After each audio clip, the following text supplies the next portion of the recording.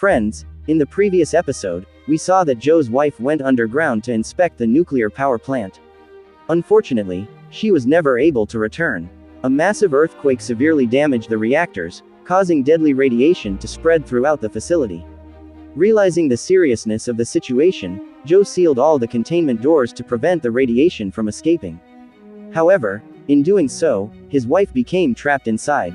If he had left the doors open, the radiation would have spread across the entire area, putting countless innocent lives at risk.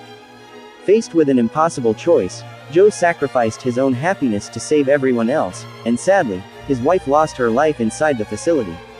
Witnessing such a heartbreaking tragedy, Joe was left completely devastated and emotionally broken. The story then moves forward in time. We see that Joe's son, Ford, has grown up and joined the United States military.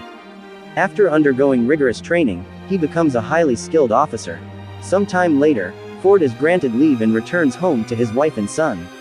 Shortly after arriving, he learns that his father, Joe, has been detained by the Japanese authorities for entering a government-sealed restricted zone.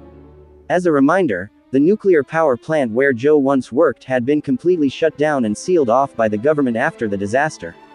The area was strictly off-limits to the public, but Joe entered it anyway, leading to his arrest.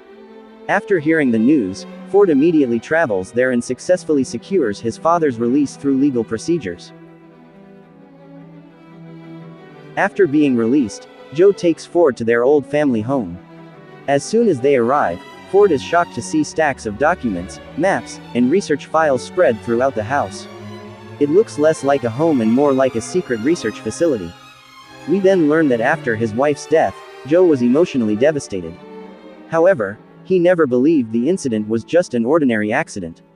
For years, he had been trying to uncover the real cause behind the mysterious earthquakes and the tragic death of his wife. Joe tells Ford, "I have to find out the truth about what really happened that day. And to do that, we need to return to the place where I used to work. The problem is, it's now a government-sealed restricted zone." At first, Ford refuses to take such a dangerous risk. But Joe pleads with him, saying, "I don't even have a single photograph of your mother to remember her by. I just want to bring something back." Moved by his father's request, Ford finally agrees. Together, they enter the restricted area and collect the items they need. However, before they can leave, they are captured by Japanese security forces. The two are then taken to the location where the nuclear power plant once stood. But when they arrive, both Joe and Ford are left speechless. The entire world believes the area has been permanently sealed off, yet thousands of workers are actively operating there as if nothing ever happened.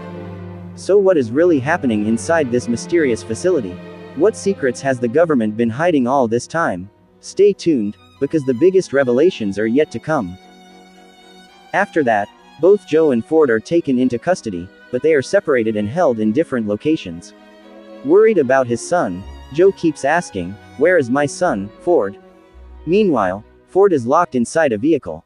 From there, he notices that a large team of scientists and researchers is carefully studying a mysterious giant creature.